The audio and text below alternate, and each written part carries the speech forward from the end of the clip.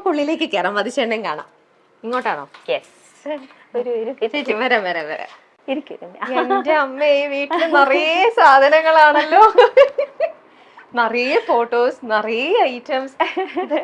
ഇതൊക്കെ ക്ലീൻ ചെയ്യാന്ന് പറയുന്നതിന് ഭയങ്കര പണിയല്ലേ? കുറച്ചൊന്നും അല്ല, നമുക്ക് അറിയാവുന്ന കാര്യം തന്നെയാണ്. ഇത് വലിയ കഷ്ടപ്പെടാം. രാവിലെ തൊട്ട് എന്നും ഒരേ ജോലി. ഇത് ചേച്ചിക്ക് ഹെൽപ്പിന് ആളുള്ളതുകൊണ്ട് പിന്നെ കുഴപ്പമുണ്ടാവില്ല. അതുകൊണ്ട് മതിച്ചേട്ടൻ കൂടെ വിളിക്കൂ. മതിച്ചേട്ടാ, മതിച്ചേട്ടാ ഫസ്റ്റ് ഹലോ. ഇതാ ഇത് വെച്ചിട്ട് സംസാരിക്കാം. സുഖം? സുഖം, നന്നായിരിക്കണോ? നല്ല ഭംഗിയുള്ള വീട് മതിച്ചേട്ടാ. ഇത്രയും കണ്ടപ്പോ തന്നെ ഇത്രയും ഭംഗി. ഇനി ഉള്ളിലേക്കൊക്കെ കാണണം, അപ്പോഴേ അറിയുള്ളൂ. അതെല്ലാം ദിവ്യയുടെ കൈവിരുന്നാണ് എല്ലായിടത്തും. അപ്പൊ ചേച്ചിയുടെ വകയാണ് കംപ്ലീറ്റ് കളക്ഷൻസും കാര്യങ്ങളും, ഈ വീട് വെക്കുന്നതും ഇതെല്ലാം ഇനി അങ്ങോട്ടും കൂടെ കൂടുതലും പോവാമോ? തീർച്ചയായിട്ടും.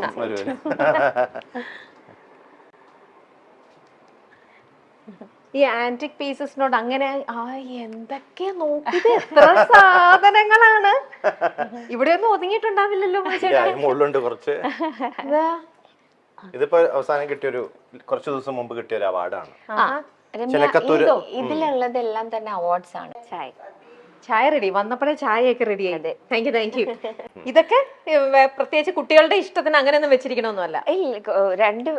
രണ്ടു പേർക്കും പെറ്റ്സിന് വലിയ ഇഷ്ടമാണ്. ഇഷ്ടംപോലെ പെറ്റ്സ് ഇങ്ങനെ വന്നു പോയി ഇരിക്കുകയാണ്. അപ്പം അതിന്റെ ഒരു ഭാഗമായിട്ട് ഈ അക്വേറിയം ഇവിടെ ഇരിക്കുന്നത്. എത്ര നാളായിട്ട് ഇവിടെ ഇരിക്കുന്നുണ്ട്? ഇതിപ്പോ 10-11 years. അതിനു മുമ്പ് വേറെ ആയിരുന്നു. അതിനു മുമ്പ് ആ കോർണറിലുണ്ടായിരുന്നു ഒരു മറൈൻ ഇതുപോലെ സെറ്റ് ചെയ്തിട്ടുണ്ടായിരുന്നു, ലൈവ് അക്വേറിയം. ആമസോൺ ഇതുപോലെ അതുപോലെ ടോർട്ടോയ്സ് ഇതൊക്കെ ഉണ്ട്. അത് ഇടാൻ പാടില്ലായിരുന്നു അറിയില്ലായിരുന്നു. അപ്പൊ അവര് കൊണ്ട് ഇട്ടു. അതിങ്ങനെ വീട്ടിലൊക്കെ ഇങ്ങനെ നടക്കും. അത് നമ്മൾ പുറത്തേക്ക് പോയിട്ട് വരുമ്പോഴത്തേക്കും അത് കട്ടിലിന്റെ ചോട്ടിലും അവിടെ ഒക്കെ ആയിട്ട് പോകും. അതിന് മുകളിൽ നിന്ന് കയറി ചാടി ചിലതൊക്കെ ആത്മഹത്യ ചെയ്തിട്ടുണ്ട്. അങ്ങനെ കരയിലേക്ക് ചാടിയാൽ അത് മരിക്കുമോ? അതുകൊണ്ട് നിങ്ങൾ അത് മാറ്റി ഇങ്ങനെ ആക്കി വെച്ചു. ആമയെ വളർത്താൻ പാടില്ല. അതെ, പിന്നെ അങ്ങനെ ഒരു റൂള് വന്നല്ലോ, അങ്ങനെ ചെയ്യാം. പണ്ട് എല്ലാരും റൂളല്ല, ആ ആമയെ നമുക്ക് വളർത്താം, പക്ഷെ അത് ആമസോൺ ഇതിൽ ഉള്ള ആമയാണത്, ഒരു പച്ച കളർ ആമ. അത് ഹസാർഡാന്നൊക്കെ പറഞ്ഞിട്ട് ഓരോ യൂട്യൂബ് വീഡിയോസ് ഒക്കെ വന്നിരുന്നു. അങ്ങനെ ഇവിടെ ഒരാള് വന്നിട്ട് അതിനെ കൊണ്ടുപോകുന്ന ഒരാളുണ്ട്. അയാൾ വന്ന് കൊണ്ടുപോയി. അത് മറ്റുള്ള ജീവികൾക്ക് ദോഷമാണെന്ന് ഇവിടത്തെ. ഇപ്പൊ നമ്മളത് പുറത്ത് അഴിച്ചു വിട്ടാലും വെള്ളത്തിൽ കൊണ്ടുവന്നിട്ടാലും ഒക്കെ ഇവിടെയുള്ള മറ്റുള്ള ജീവികൾ നമ്മുടെ ഇവിടത്തേക്ക് സെറ്റ് ആയിട്ടുണ്ടാവില്ല. ഓക്കെ. മനുഷ്യന് ഇഷ്ടമാണ് ഇങ്ങനത്തെ പെറ്റ്സും കാര്യങ്ങളൊക്കെ? ഭയങ്കര ഇഷ്ടമാണ്. അതല്ലേ ഏറ്റവും വലിയ പെറ്റ് അല്ലേ? ഞാൻ നിങ്ങളുടെ ഇന്റർവ്യൂല്, എനിക്ക് പിന്നെ ഇന്റർവ്യൂ നല്ല, നമുക്ക് പേഴ്സണലി അല്ലാണ്ട് നല്ല പരിചയമുണ്ട്, ഇവരെ കുറിച്ച് അല്ലാതെ തന്നെ അറിയാം. എപ്പോഴും അതെ, ചേച്ചിയാണ്. എന്താ, ഞാൻ വേറൊരു കാര്യം കൂടെ ഉണ്ട്, ചേച്ചിക്ക് അറിയോ? സോഷ്യൽ മീഡിയ തുറന്നു കഴിഞ്ഞാൽ മതിച്ചേട്ടന്റെ ഒറ്റയ്ക്കുള്ള ഇന്റർവ്യൂവിനെക്കാട്ടിലും ഭയങ്കര റീച്ചും ഭയങ്കര പബ്ലിസിറ്റി ഈ ചേച്ചിക്കാണ്. സീക്രട്ട് ആണ് മനസ്സിലാവുന്നത്. രമേഷ് പിഷാരുടെയും ധർമ്മജനും പോലെയാണ്. അത് കലക്കി കേട്ടാ, അത് കലക്കി ശരിക്ക്. അപ്പൊ ധർമ്മജൻ ഒറ്റയ്ക്ക് നിൽക്കില്ല, വരുമ്പോൾ ഭയങ്കര ക്ലിക്ക് ശരിക്കും കേട്ടോ. ഭയങ്കര ഒരു ചേച്ചി പറയൂ, അതിന്റെ പിന്നിലത്തെ രഹസ്യം എന്താണ്? എന്തായിരിക്കും മൈച്ചേട്ടാ? ഈ മൈച്ചേട്ടാ ഒരു ദിവസം എത്ര തവണ വിളിക്കും? എന്ത് ചോദിച്ചാലും എന്താ മൈച്ചേട്ടാ, എല്ലാം മൈച്ചേട്ടന്റെ അടുത്താ ഞാൻ ചോദ്യങ്ങളെല്ലാം. ഇവിടെ അത് നിങ്ങളുടെ പടമല്ലേ? അതൊക്കെ ഓരോ ആരാധകരെ ചിലതിലൊക്കെ ഞങ്ങളെ പോലൊന്നും ഉണ്ടാവില്ല കേട്ടോ കാണാൻ. എന്നാലും നമുക്ക് മനസ്സിലാവുമല്ലോ അത് നിങ്ങളുടെ തന്നെയാണ്. ഇത് ചേച്ചിയുടെ, നിങ്ങളെ രണ്ടുപേരിലും ചേച്ചി വരയ്ക്കും അല്ലേ? ഞാൻ പറഞ്ഞു കോളേജ് വരെയൊക്കെ ചെറുതായിട്ട്, പക്ഷെ രണ്ട് കുട്ടികളും വരയ്ക്കും. ഞങ്ങക്ക് നല്ല ചായയൊക്കെ ഉണ്ടാക്കി തന്നത് ഇതാ നമ്മുടെ മതിച്ചേട്ടന്റെ സ്വന്തം അമ്മയാണ്. ഞാൻ ഇത്ര നേരം കിച്ചണിലൊക്കെ നിന്ന് സംസാരിച്ചത്. നമുക്ക് അമ്മയുടെ അടുത്ത് വിശേഷങ്ങളൊക്കെ ചോദിക്കാം. അമ്മ ഞാനിത് വെക്കുകയാണ്, മൈക്ക് വെക്കുക. നല്ല ചായ ആയിരുന്നു കേട്ടോ, നല്ല സൂപ്പർ ചായ. ചേച്ചി എങ്ങനെയുണ്ട് ചായ ഉണ്ടാക്കാൻ? അമ്മയുടെ അത്ര വരുമോ? പിന്നെ നല്ല ചായ നല്ല ചായ ഭയങ്കര ഇഷ്ടമാണ്. ആണോ? ദിവ്യ ചേച്ചി ഏറ്റവും നന്നായിട്ട് ഉണ്ടാക്കുന്ന ഭക്ഷണം എന്താ? ദിവ്യ കറികളൊക്കെ നന്നായിട്ടുണ്ടാക്കും. പിന്നെ പ്രത്യേകിച്ച് പിറന്നാളൊക്കെ സദ്യ ഉണ്ടാക്കാൻ സദ്യയാണോ ദിവ്യ ചേച്ചിയുടെ? ചോദിച്ചോ? അങ്ങനെയൊന്നും ഇല്ലാണ്ട് അമ്മ ഭയങ്കര കുക്കാ. എന്താ മതിച്ചേട്ടൻ പറയൂ, ദിവ്യ ചേച്ചിയുടെ ഏറ്റവും നല്ല ഡിഷ് എന്താ ഉണ്ടാക്കണേ? എനിക്ക് ദിവ്യ ഉണ്ടാക്കണതിൽ മോരുകറി ഇഷ്ടമാണ്, അവിയൽ ഇഷ്ടമാണ്, സാമ്പാർ. സാമ്പാറ്. അമ്മ ഉണ്ടാക്കുന്നതിലോ? അമ്മ ഉണ്ടാക്കണതെല്ലാം ഇഷ്ടമാണ്. ഇവിടെ നല്ല ഭംഗിയുള്ളൊരു കിച്ചൺ ഒക്കെ ഉണ്ട് കേട്ടോ. നല്ല നമ്മുടെ എല്ലാവരുടെ വീട്ടിലുള്ള പോലെ നല്ലൊരു മോഡുലർ കിച്ചൺ. സർപ്രൈസ് വിസിറ്റ് ആയിരുന്നു ഇതൊക്കെ, അതുകൊണ്ടാണ്. പക്ഷെ എന്നാലും നല്ലൊരു കിച്ചൺ. നമ്മുടെ ഇവിടെ നിന്ന് ഉണ്ടാക്കുന്ന ഭക്ഷണമാണ് നമ്മുടെ പ്രിയപ്പെട്ട ഗായകൻ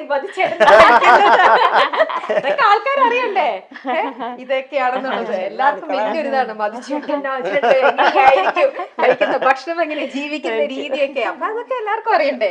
നമ്മളെ പോലെ തന്നെ നല്ലൊരു ലവ്ലി ആയിട്ടുള്ള ഒരു കുടുംബം. ഇത് ഇവിടെ ഒരു വർക്ക് ഏരിയ. ഇനി നമുക്ക് അടുത്ത സ്ഥലത്തേക്ക് പോകാം. അതെന്താ മനുഷ്യരുടെ ആനിമൽ? അത് അനിമലിന്റെ മലയാളത്തിൽ ഞാൻ പാടിയിട്ടുണ്ട്, മലയാളം വേർഷൻ. അപ്പൊ അവര് ടി സീരീസും അതിന്റെ പ്രൊഡക്ഷൻ യൂണിറ്റ് ഒക്കെ അവര് അയച്ചു തന്നതാ. ഞാൻ അവിടെ ഇങ്ങനെ നോക്കിയപ്പോ കണ്ടു ആനിമൽ ഇതുമായിട്ട് മതിച്ചേട്ടൻ വിചാരിച്ചു. Okay, okay. ഇത് കഥകളിയൊക്കെ ഇഷ്ടമാണോ? പിന്നെ കാണാനൊക്കെ ഇഷ്ടം പോലെ. പണ്ട് കുട്ടിക്കാലത്ത് ഇഷ്ടം പോലെ ഞാൻ പോയി കാണാറുണ്ട്. ഓക്കെ. അപ്പൊ ഇപ്പോഴും പൂർണ്ണത്രേശിന്റെ അവിടെ ഉത്സവത്തിനൊക്കെ ഇപ്പൊ പോകാൻ പറ്റാറില്ല. പോണെന്ന് ആഗ്രഹമുണ്ട്, പക്ഷെ നടക്കാറില്ല ഇപ്പത്തെ ഒരു ഇതില്. ഇനി നമ്മൾ അവിടെ ഒരു ബെഡ്റൂം ആണ്. നമ്മളെ ബെഡ്റൂമിലേക്കൊന്നും പോകുന്നില്ല, പ്രൈവറ്റ് ഒരു ഇത്. അവിടെ ബെഡ്റൂം. ഇതെന്താ ചേച്ചി? വാഷ്റൂം ആണ്. Okay, okay. ഇവിടെ ആരൊക്കെ വന്നു, എന്തൊക്കെ സംഭവിക്കുന്നു എന്ന് അറിയാനായിട്ട് കംപ്ലീറ്റ്. ഓക്കെ. ഇവിടെ ഒന്നും നിങ്ങൾ ഇരിക്കാറുണ്ടോ ടി വി കാണാൻ വേണ്ടി? അച്ഛന്റെ സീറ്റാ. ഓക്കെ. ചേച്ചിയുടെ അച്ഛനും അമ്മയും ആണല്ലേ? ഓക്കെ. ഇത് ചേച്ചിയുടെ അമ്മ, എന്റെ അമ്മ. അത് പിന്നെ പറയേണ്ട ആവശ്യമില്ല, അതുപോലെ തന്നെ ഇരിക്കണം. കാണാൻ അതേപോലെ തന്നെ പകർത്തി വെച്ചിരിക്കണ പോലെ തന്നെ. സുഖമായിട്ടിരിക്കുന്നോ? സുഖം. ഈ ദിവ്യ ചേച്ചി എപ്പോഴും ഇങ്ങനെ ചിരിച്ചോണ്ടിരിക്കുന്നത്, അതിന്റെ സീക്രട്ട് എന്താ? അത് അമ്മയുടെ അടുത്ത് തന്നെ ചോദിക്കട്ടെ. എപ്പോഴും ഇങ്ങനെയായിരുന്നു ചെറുപ്പം മുതലേ? എന്താ നിവേദിത ചേച്ചിയും എനിക്കറിയാം. നിവ്യ ചേച്ചി ചിരിക്കുന്നതിനെക്കാട്ടിലും ഫുൾ ടൈം ഈ ദിവ്യ ചേച്ചി കുറെ നോക്ക്, ഫുൾ ടൈം ഇങ്ങനെ ചിരിയാണ്. അത് എന്താ അമ്മയ്ക്ക് എന്താ തോന്നുന്നത്? അത് അമ്മയുടെ തന്നെ ഒരു ഇതാണോ അതോ അച്ഛന്റെ ആണോ? ആരുടെ രീതിയാണ് കിട്ടിയിരിക്കുന്നത്? ചിരിക്കാറില്ല ഇല്ലേ? നമ്മള് ലേഡീസ് ആണല്ലേ കൂടുതൽ ചിരിച്ചോണ്ടിരിക്കണത്. ചേച്ചിയുടെ ദേഷ്യപ്പെട്ട ഒരു രൂപം അതെന്ന് പറയണത് അങ്ങനെ ഉണ്ടാവാറുണ്ടോ? വളരെ റയറാണ്. ഓ, ഓക്കെ. അത് ഞാൻ മധുചേട്ടന്റെ അടുത്ത് ചോദിക്കട്ടെ കാര്യം. അങ്ങനെയൊന്നും ഇല്ല, പറ്റൂല ആണല്ലേ? വളരെ സ്വീറ്റ് ആയിട്ടുള്ള ഒരു അല്ലേ? ഓക്കെ. ചായ ഒക്കെ കുടിച്ചോ? ഓക്കെ.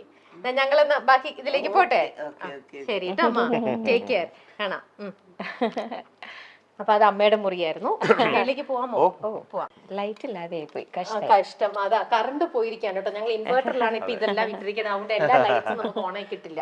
നമ്മൾ പോകുന്ന വഴിയിൽ നിറയെ ഈ പെയിന്റിങ് ഇതെല്ലാം നിറഞ്ഞ് കൃഷ്ണനും ഉണ്ണിക്കണ്ണനും. ഇത് ശിവകുടുംബം. അതെ, അതും ആശ ചേച്ചിയുടെ. Okay, okay. എന്റെ അമ്മ, ഇത് എവിടേക്കാ സമ്മാനങ്ങൾ വെച്ചിരിക്കുന്നത് വീട്ടില്? ഇടയില്ല മതിച്ചേട്ടന്റെ ഇതൊക്കെ വെക്കാനായിട്ട്. കംപ്ലീറ്റ്. എവിടെയാണ് അച്ഛൻ? ഓക്കെ. അച്ഛൻ കിടക്കാണെങ്കിൽ വിളിക്കണ്ട, നോക്കാം. അച്ഛൻ വായനയിലാണ്. ഒന്ന് വന്നാ ബുദ്ധിമുട്ടാവോ?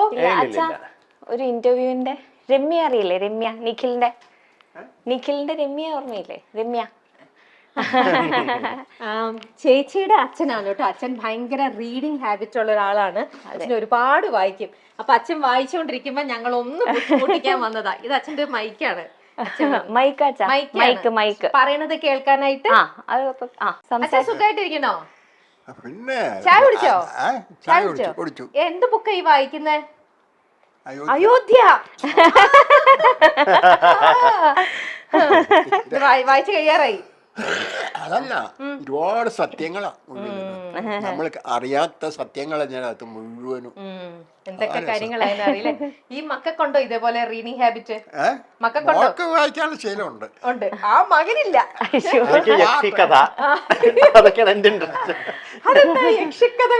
യക്ഷിക്കഥ, പ്രേതകഥ, ഹൊററാണ് എന്റെ. അതല്ല മോളെ, നമുക്ക് വായിക്കാൻ ശീലമുണ്ടെങ്കിൽ സമയം നന്നായിട്ട് പോയിക്കൊണ്ടിരിക്കും. യാതൊരു സംശയമില്ല. മറ്റേതെന്നറിയാമോ? ഒരു ബോറിംഗാ. ആ സത്യം അത്. നമുക്ക് ഇനി ബാക്കിയുള്ള അച്ഛൻ ഞങ്ങൾ ബാക്കിയുള്ള അടുത്തേക്ക് കൊണ്ടൊന്ന് പോയി വീടിന്ന് ചക്രടിച്ച് കാണട്ടെ. ഓക്കേ? അപ്പൊ സന്തോഷം കേട്ടോ, കാണാം കേട്ടോ, സന്തോഷം. മോളിവിടെ വന്ന് പോണോക്കെ ഞാൻ കണ്ടിട്ടുണ്ട്. പക്ഷേ ആ ശരി ശരി, ഓക്കെ. നീ പൂജ റൂം. ഓ മേളിലാ പൂജാറും. യെസ്. ഇത് ദിവ്യയുടെ വീണയാണ്. ദിവ്യ കുറച്ചാള് വീണ പഠിക്കണ്ടായിരുന്നു. അത് അവിടെ തന്നെ നിൽക്കണ്ടേ. എന്റെ വീട്ടിലും തബ്രും വീണും ഇങ്ങനെ ഒരു ഷോ പീസ് ആയിട്ടാണ് അവിടെ ഇരിക്കുന്നത്. ശരി ശരി. ഇതായിട്ട് പൂജാമുറി എന്ത് ഐശ്വര്യം. ഇതെന്റെ അച്ഛൻ. ആ അതെ അതെ അതെ. ഇത് മുത്തശ്ശൻ. അത് ദിവ്യയുടെ അപ്പൂപ്പനും അമ്മൂമ്മയും. ഇത് ദിവ്യയുടെ, അത് അച്ഛന്റെ അച്ഛനും അമ്മയും, ദിവ്യയുടെ അമ്മയുടെ അച്ഛനും അമ്മയും. അത് അറിയാലോ. എന്നോടോ ആദ്യം പൂജാമുറി കാണട്ടെ. കയറിക്കോളൂ. കേറാമോ? ഓ എന്ത് രസമായിട്ടാ വെച്ചിരിക്കണേ. ഞാനൊരു എല്ലാവരും ഉണ്ട് ഇവിടെ. ഒരു സ്ഥലത്ത് ചെന്ന് ഇങ്ങനെ കാഴ്ച വസ്തു എല്ലാവരും ഉണ്ട് ഇവിടെ. അമരോത്ഭവ മാതാവ്, വേളാങ്കണ്ണി മാതാവ്, എല്ലാരും ഉണ്ട്. ഇതിപ്പോ മനുഷ്യരുടെ പാടാൻ പോകുമ്പോഴും അമ്പലത്തിൽ നിന്നും ഒക്കെ അല്ലാതെ മറ്റേ നാഗൂറിലെ പള്ളിയില്ലേ, മുസ്ലിം പള്ളി, നാഗൂർ പാപ്പ എന്ന് പറയും. നാഗൂർ അതുകൊണ്ട് എല്ലാരും ഉണ്ട്. ഇത് ഇത്രയും ഭാഗം കൂടെ കാലിയുണ്ടോട്ടോ. ഇവിടെ ഇനി കുറച്ച് ഇവിടെ നിന്ന് മദ്രാസിലേക്ക് എടുത്തോണ്ട് പോയി. പിന്നെ ഇത് ഇങ്ങോട്ടേക്ക് തെക്ക് ദർശനമാണല്ലോ, അതുകൊണ്ട് അധികം അവിടെ വെക്കാൻ പറ്റില്ല. മധു ബാലകൃഷ്ണൻ എന്ന പേര് കേൾക്കുമ്പോൾ മനോഹരമായ സ്വരമാധുര്യമായിരിക്കും പലരുടെയും മനസ്സിൽ നിറയുക. മധു ബാലകൃഷ്ണന്റെ മനോഹരമായ ആലാപന മികവിൽ പ്രേക്ഷക ഹൃദയങ്ങൾ കീഴടക്കിയ ഗാനങ്ങളും ഏറെയുണ്ട്. ദക്ഷിണേന്ത്യൻ ചലച്ചിത്ര ഗാനാസ്വാദകർക്കിടയിൽ ഇന്ന് ഏറ്റവും പ്രിയങ്കരമായ ശബ്ദമാണ് മധുവിൻ്റേത്.